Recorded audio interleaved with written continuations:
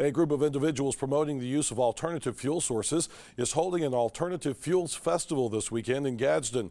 The event is being held in the parking lot of the Tractor Supply Company on East Meagan Boulevard. The public is invited to stop by and see vehicles that run off of alternative fuels like vegetable oil, propane, natural gas, and even wood. Wayne Keith of Springville is proud of the wood-burning engine in his pickup truck.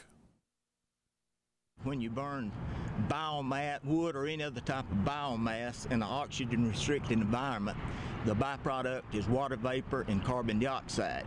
Now, if you can run that through a high temperature, somewhere near 2,000 degrees, you'll get what the scientists call a thermochemical conversion that will change it into hydrogen, CO, and methane.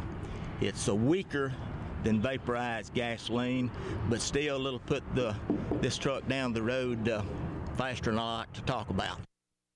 Barry McCain of Coates Bend has an old military Deuce and a half with a multi-fuel diesel engine that will run off almost any liquid that will burn.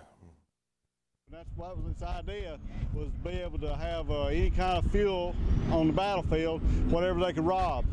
It'll run on anything, but it won't run on airplane gases. The compression's too high.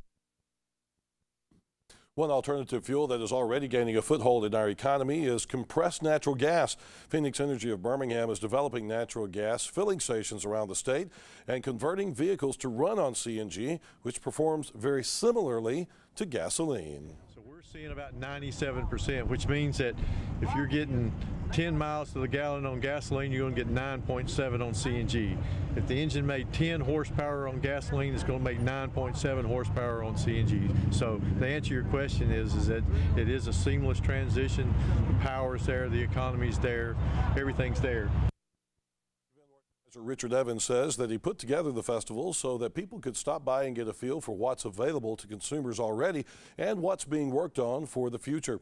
He also says that since we are so dependent on gasoline and electricity, we need to look for alternatives in case they are ever needed.